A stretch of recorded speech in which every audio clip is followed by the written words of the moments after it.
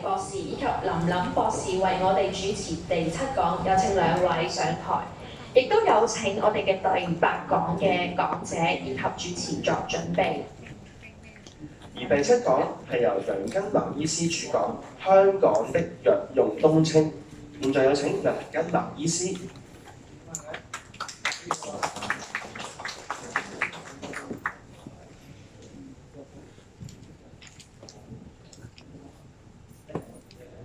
接住嚟有請主持係啦，咁由林琳博士為我哋介紹一下講者楊根南醫師嘅，有請，同埋陳曉明博士，好，有請。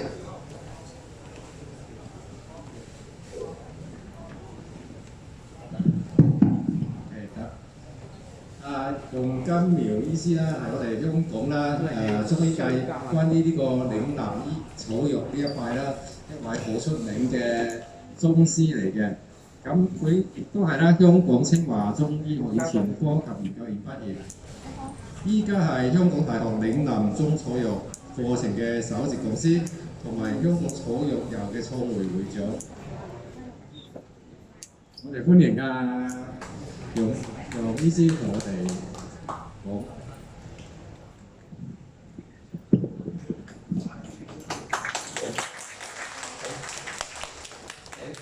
大家好啊！好多謝大家啊！咁我今日講咧就係講香港嘅藥用冬青。咁大家知啦，香港藥用冬青係好多品種㗎。大家有冇聽過我哋即係話成日有嗰啲江梅根啊嗰啲嘢，大家有冇聽過啊？有。啊，咁呢成日咽喉病係好好嘅。咁我哋今日咧就將呢個香港比較常用嘅冬青介紹俾大家。而且又比較一圖片先，香港冬青啲圖嗰啲果實好靚嘅，紅當當嘅喎啊！咁香港嘅冬青咧有17種嘅，咁而家暫時咧入藥咧有我統計咧有8種嘅啊，咁其他就暫時未入藥用，但係全作嘅我哋嘅中國嘅冬青咧有127種咁多嘅啊。所以香港都佔嘅比例都幾多嘅，有成17種冬青。咁就入藥嘅冬青咧，就包括我嘅嶺南草藥嘅救必應。救必應大家有冇聽過啊？有。係啊，救必應即係我啲24味涼茶裏面咧，喺下回咧我慢慢講俾大家聽下。咁佢就幾適合我哋嶺南地區嘅嚇。咁第一種就救必應就係呢個鐵冬青啦。咁江梅根。江梅根咧叫做梅葉冬青嚇，咁就跟住苦丁茶。我今日帶咗少少標本翻嚟，大家可以睇下，俾大家可以欣賞下，即係呢啲香港嘅藥用冬青嘅飲片咁嘅嚇。咁仲有呢個三花冬青啦，咁就綠冬青啦，薇果冬青啦。薇果冬青又係救必應嗰個變種。即係我哋救必應裏面有一個變種變出嚟就係薇果冬青，叫小救必應嚇。跟住毛冬青，毛冬青咧就係啲心肌梗塞啊、冠心病啊，同埋好多疾病都用到佢呢個毛冬青嘅。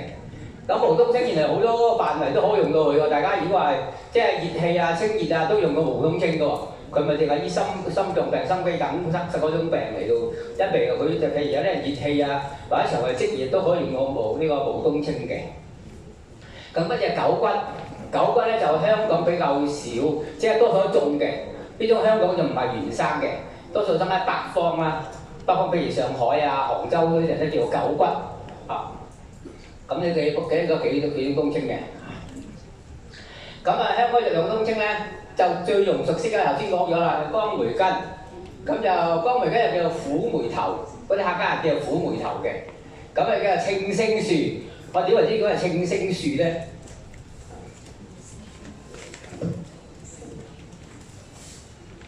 因為佢呢個有一點點嘅，所以把涼青咁啊，即係青星樹。一點其實佢一點點，大家知唔知？一點點係咩嚟㗎？大家喺植物學嚟講，有冇人識？嗰啲叫皮孔，即係植物嚟唞氣嘅，嗰啲叫做一點點叫青星樹。咁就民間應該治療呢個感冒啊、流行性感冒啊，同埋咽喉腫痛個著名藥嚟嘅。佢而家廣東24味涼茶同埋王老吉嗰個甘味嘅來源嚟嘅，即係喺24味大家知有苦㗎，佢苦中嘅大甘，咁佢係甘味嘅來源。苦味嘅來源係邊種啊？苦味嘅來源就係三媽苦同埋呢個救必應嚇。咁啊，第二種咧就叫頭先講嘅救必應，救必應學名叫做鐵冬青。咁咧佢又叫做山紅膽，所以佢呢種藥好苦嘅，大家紅膽都好苦㗎啦。咁咧又叫做紅膽平。佢係一著名嘅民間嘅治療班沙啊，同埋大症啊嗰種，同埋嗰種感冒嘅及流行性感冒啊，因感冒而引起高熱持續不退嘅，即係好高燒都唔退燒嘅時候，我哋可以試用呢味救必應，個效果相當唔錯嘅。咁啊，另外民間草藥嘅歌謠咧，我哋廣東以前喺廣州咧嗰啲鄉間啲遊醫啊，成日念住呢句説嘅神農茶，神農茶。班沙發熱有渣拿，咁我哋鄉下啲人咧就即係大熱症，譬如大熱症之後除咗發高燒啊、出班沙用乜？如果譬如我哋鄉下用嗰啲叫做刮嘅方法，即係退咁啲熱啊，刮皮膚啊，譬如啲鹽水啊咁用假匙羹咧刮啲皮膚透咁嘅熱出嚟，咁叫做班沙啊。咁啊就除呢個我係用外治療之外咧，用呢個救必應嚟啲幾味草藥或者呢個嚟到醫嘅。咁咪救必應咧，亦都係嶺南涼茶24味解熱及涼茶嘅啡黑色嘅主要來源。大家飲下24味好似白汁咁啊！咁嗰種顏色就係呢種嘅救必應嘅主要黑色呢個顏色嘅來源，好似可樂咁樣嘅。咁啊，一種叫苦丁茶，苦丁茶咧香港都有嘅，不過好少地方有嘢生嘅。咁大家如果想睇咧，可以去中文大學。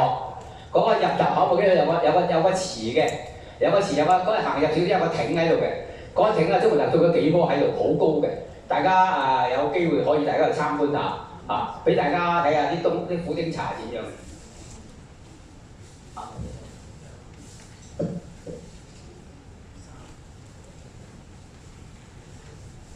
大家有冇飲過苦丁茶？有冇飲過嗰啲做茶藥？有冇飲過啊？咁有啲係一條條嘅，嗰啲苦丁茶佢係先苦後甘嘅，苦咗後甘。有啲人叫苦丁茶，苦丁茶咁原因啊。咁我哋嶺南地區咧，我哋呢啲個清熱同埋解毒嘅效果非常之好嘅。啊，咁而家香港啲人嘅野生嘅嚇。咁苦丁茶嘅民間可以做茶葉飲，用嚟沖茶飲，咁能夠清熱。特別係頭先即係講話嶺南地區咧。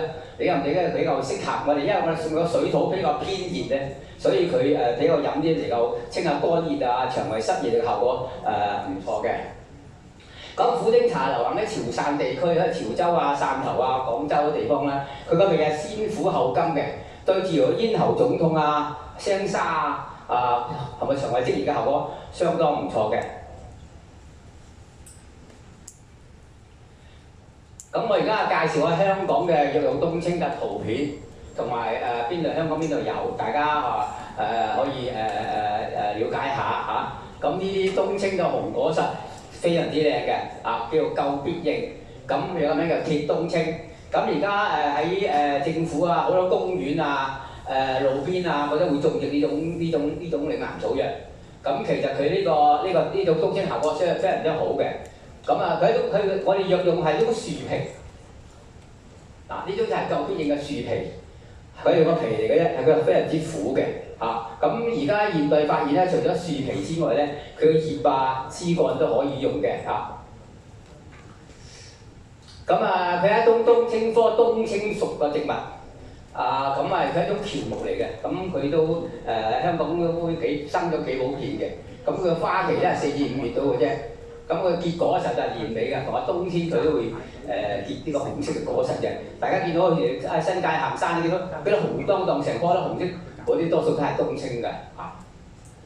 咁如果想睇咧，大家可以去上水啊、蕉架啊嗰啲地方，白仙嶺嗰啲地方咧，都會有呢啲大家如果行大帽山公路咧，跟住呢個石崗軍營咧，嗰度落嚟嗰個山落山嗰個灣位嗰度好多棵鐵冬青。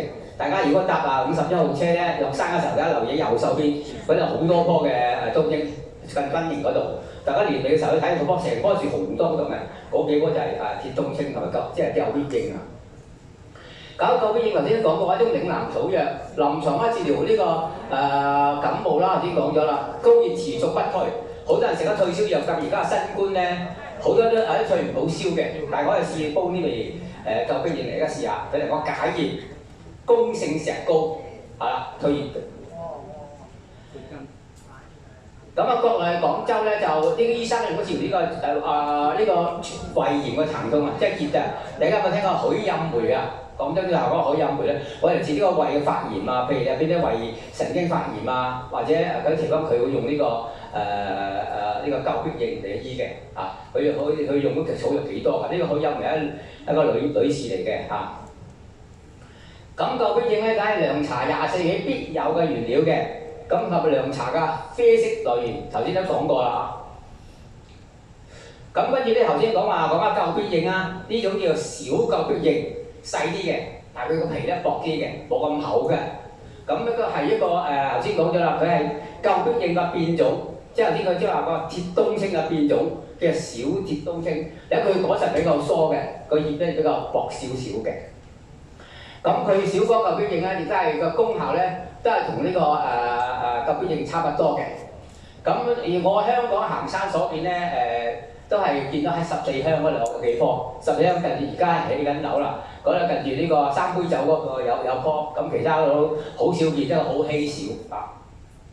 咁個藥用咧都係用樹皮，咁就藥用功效都係同呢個救必應係均等嘅。咁跟住就講呢味叫做呢個小冬青佢個花係咪好靚啊？頭先佢個嗰啲救必應嘅花佢係黃色嘅，佢呢個小救必應咧佢個花就淡紅色嘅，非常之靚嘅嚇，又比較大啲嘅花。咁原來呢種係呢種係嗰個種嘅變種，所以即係變種意思即係佢雜交咗之後產生另一個品種啊，咁都叫做變種。跟住咧第三種就講呢種就叫梅葉冬青，比較我哋最常見、最常用嘅叫做江梅根，或者叫虎梅頭，或者叫青星樹。咁喺我哋廣東嶺南地區咧，最常用嘅呢個草藥嚟嘅。客家人咧就好多常我嚟做嘅。大家有冇聽過黃老吉啊？黃老吉嘅主要嘅嗰啲材料裏面咧，都係江梅根。其次就係鴨腳木啊，咁嗰啲幾味係主藥嚟嘅，所以咧大家飲黃老吉佢係苦中帶甘，咁就咁嘅情形。咁虎梅根咧，佢嘅葉咧都甘喎，都係先苦後甘嘅，佢嘅果實都可以食得嘅。佢平時喺冬青科植物咧，佢個果實咧就有啲紅色，而家有啲黑色嘅。咁而家呢啲冬青咧，呢啲果實而家成熟啦，而家呢個時候6月份佢成熟嘅，咁佢係黑色嘅。咁大家如果喉嚨咽喉腫痛聲沙，大家可以試下買啲江梅根，而家有啲飲片嘅大家睇。而家有啲藥材鋪有江梅根賣嘅，大家如果係咽喉唔舒服或者感冒聲沙，無論大人細蚊仔，大家可以買幾兩翻嚟煲嚟當水嚟飲，咁都係相當好嘅。有解熱有退熱嗰個效果嘅，而且飲咗之後咧好甘涼嘅，喉嚨好舒服嘅。大家試下啲叫江梅根。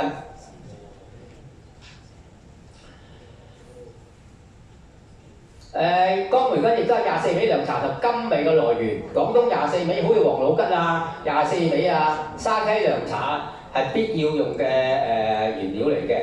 大家知道係嗰個嶺南地區比較常用嘅嶺南草藥。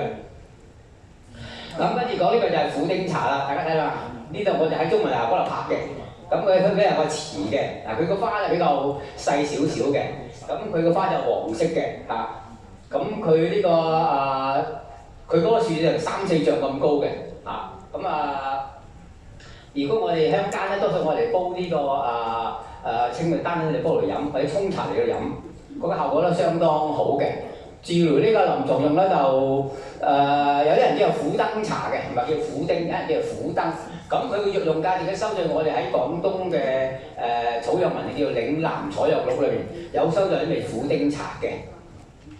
咁臨床咧都係治療感冒發熱啊、咽喉不適啊，都相當好啊！呢種草藥嚇。咁跟住講啲咩咧？就係毛冬青。毛冬青咧又叫火水藥。呢個咧係喺廣州嗰個骨醫個何竹林，大家有冇聽過啊？何竹林咧，佢嚟做醫治打消炎嘅，外洗消炎嘅。特別咧，呢個毛冬青咧，對於呢個即係靜脈炎啊，即係好似個小腿啊，起嚿嚿嗰啲咧，硬嘅咧，大家可以用呢啲嚟到煲水嚟到洗。毛冬青佢能夠消炎、消腫啊！呢個我臨床比較常用，我嚟治療呢個外用治療呢個即係話嗰啲西醫唔知叫咩啊，我哋叫即係血管腫大嘅啊，咁我哋叫靜脈炎，西醫可能叫做咁我嚟洗咧，效果相當唔錯嘅。大家喺毛冬青度洗。咁毛冬青咧就喺香港生嘅比較普遍嘅。咁佢好多時都香港山野都會見到，係一種比較常見嘅冬青科植物。差唔多好多個山頭野嶺都會見到呢種草藥嚇。咁毛冬青咧就咁治療呢個心肌梗塞啦、冠心病啊，同埋呢個即係心肌炎啊。講到心臟病，譬如有啲人心翳住啊，或者唔係好順啊，咁心臟粥樣硬化。咁呢啲我哋咧就臨床經驗咧，我哋用佢嚟到煲豬腳，咁用3至4兩，咁嚟到煲豬腳，咁效果係比較平穩嘅。咁如果話唔想唔煲都得，喺廣州裏邊咧就有啲叫成藥咧，毛冬青片，治療呢個心肌梗塞啊、心臟動脈硬化啊，嗰啲心臟病嚟到醫嘅效果非常之好嘅，佢比較平穩。即係特別而家呢個香港呢個社會咧。即係節奏比較急促咧，好多人患有心臟病嘅，所以而家呢個心臟病咧就唔係真正嘅心臟病，係假心病，即係心包落嘅病或者心包病，就唔係真正真心病，真心病醫比較困難嘅呢個就係毛冬青嘅花，靚唔靚啊？花係咪好靚啊？粉紅色啊，相當靚。大家如果去郊外行山，見到啲花咁靚嘅，一葉有毛，點解毛冬青啊？佢葉好多毛嘅。咁嗰啲花有兩種顏色嘅，一種係白色，一種呢個粉紅色嘅，有2種顏色嘅香港嚇。咁跟住呢個綠冬青，呢綠冬青咧係比較，亦都係比較喺山高山嘅，我哋平時喺樹林裏面見佢唔到嘅。譬如我哋海拔到由500米至到700米嘅山咧，先可以見到呢種綠冬青嘅咁佢咧亦咧又叫亮葉冬青，咁係我哋生喺香港都比較高山比較常見嘅一種冬青嘅。咁佢個藥用咧有枝幹葉啦、根啦，全年都可以用嚟到用嘅咁個冬青就個鼻甘離苦咁個主要就去風除濕啦，同埋會點通絡嘅，治癒風濕不痛同埋關節炎。不過呢啲係比較新嘅藥嚟嘅。最近呢2年咧，佢藥用價值收在喺我中華本草即係比較新嘅藥用植物。咁跟住講啲咩咧？叫狗骨，狗骨係叫貓兒刺。點叫貓兒刺咧？佢好多啲角落頭嘅，有8個角。咁佢吉手，所以叫貓兒刺，吉手嘅。咁呢種咧就喺上海人咧就比較常用嘅。咁佢啲係冬青科冬青屬嘅植物。咁大家如果想睇咧，喺個九龍塘啊、歌和老街咧，跟住呢個嗰個體育場隔離側邊種咗好多棵喺度嘅。大家有機會可以去睇下，佢收整得好靚，成個球咁嘅，俾人去睇下。嗰啲花黃色嘅花，個果實成個都只有紅色嘅。咁佢喺蘇州啊、當地咧都稱為老虎脷，浙江咧叫做貓兒刺，湖南就叫做八角刺，因為佢有8隻角啊嘛。咁民間用呢個冬青樹嘅樹皮咧，入藥治療呢個腰痛及風濕病，可以調理肝腎病症嘅。咁狗骨嚟講，頭先講咗，多數種喺東面嗰度。跟住呢個就係狗骨嗰嗰啲果實係咪紅色嘅？咁好多時咧，佢喺我哋而家啲果實屬於疏落，香港比較少嘅。但係如果喺北方咧，譬如上海啊、浙江湖北嗰啲，成棵樹都紅色嘅，非常之靚嘅嘅狗骨，佢都係冬青科冬青屬嘅植物。咁跟住呢種咧就係最後一種冬青叫山花冬青。都相當靚嘅。咁佢喺香港亦都係比較常見嘅一種植物。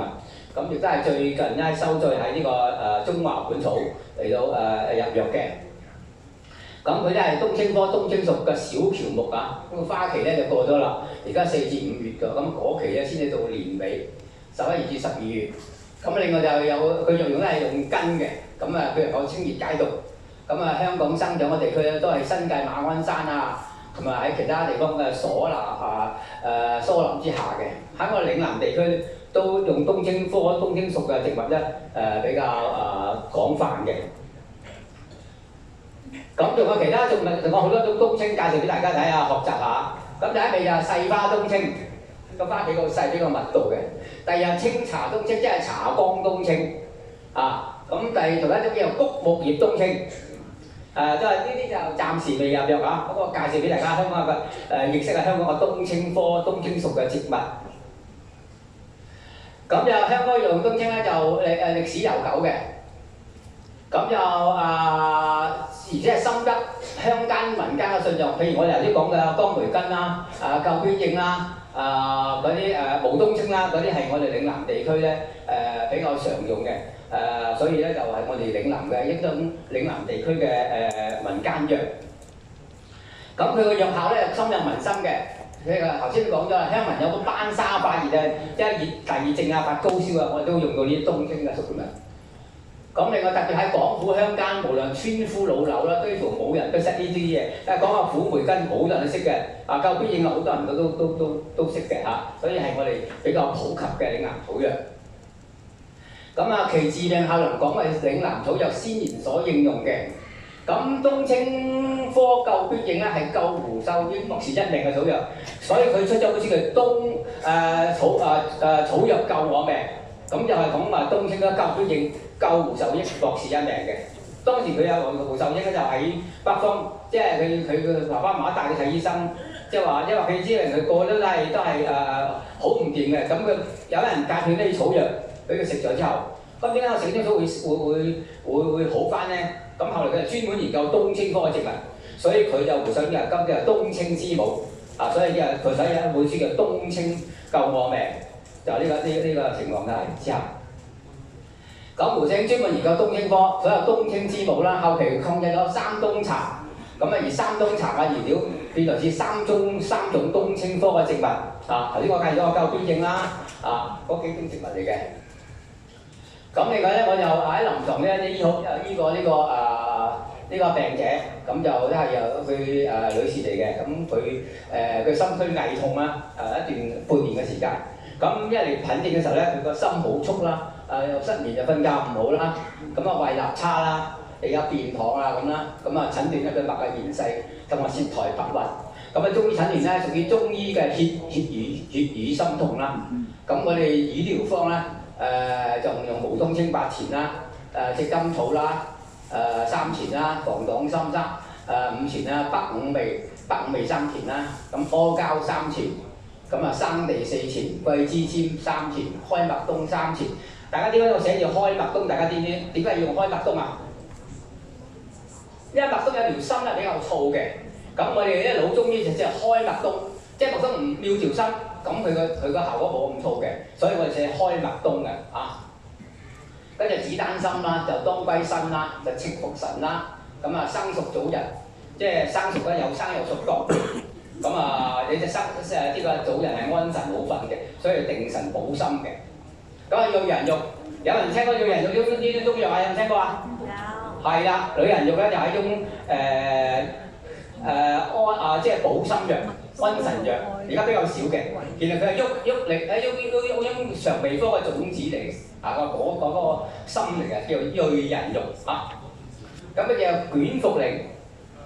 就係而家雲苓有啲係一粒粒嘅，其實要刨一卷嗰啲先叫好，就食一粒粒嗰啲可能壓成嘅春沙仁有陽春沙仁，大家知啦。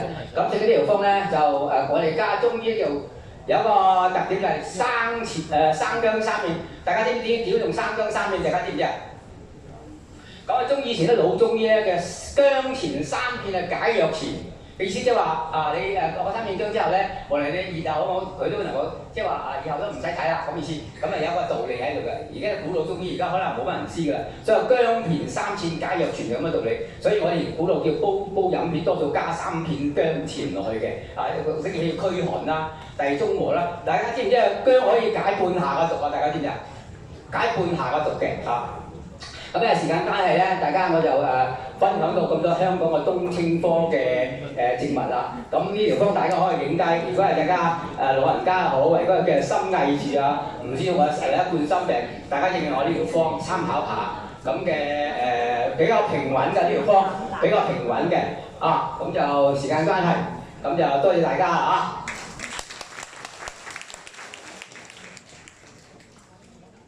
多謝楊醫師精彩分享，現在我哋有請2位主持嚟為大家分享見解。首先咧，多謝翻草藥油會長楊金苗醫師啦，咁生動同實用嘅分享嘅。佢首先同我哋分享咗究竟我哋可以喺香港有幾多種我哋常用嘅藥用冬青啦，跟住仲好實際咁同我哋分享咗我哋可以喺邊啲地方揾到呢啲冬青喎。咁揾到完之後咧，又同我哋攞一啲我哋話現場嘅標本，令到我哋可以唔單止喺圖片度睇到冬青嘅外貌啦，仲可以實際喺現場見到冬青科屬嘅一啲我哋常用嘅藥嘅外形啦、性味啦，最後仲同我哋分享咗藥用冬青嘅一啲功效同臨床實用，例如苦丁茶內服一啲嘅外用針對物管炎嘅，非常多謝楊醫師。感謝2位主持嘅分享。現在我哋有請陳曉薇博士及林琳博士來到台前，為大會頒發感謝狀俾楊金茅醫師，亦都有請楊金茅醫師來到台前接受感謝狀。有請3位，非常精彩同埋個分享，同埋我自己個人都分享下啦。我仲記得咧，楊醫師咧喺上年咧。